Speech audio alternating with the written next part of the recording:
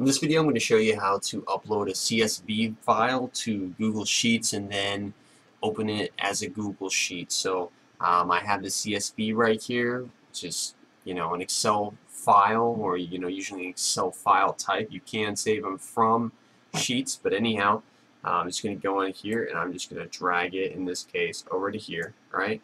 And then we're going to have it, and all it has is just the 50 states in it. Then I'm going to double click on it, right?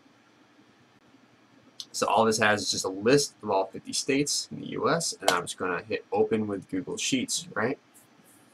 And so this is how you can import any Excel data over to Sheets. So this is really useful for all your CSVs that you can get from that. So it'll even try to preserve a little bit of the styling and just transcribe over a little bit. But anyhow, that is how you take Excel files and put them in Google Sheets.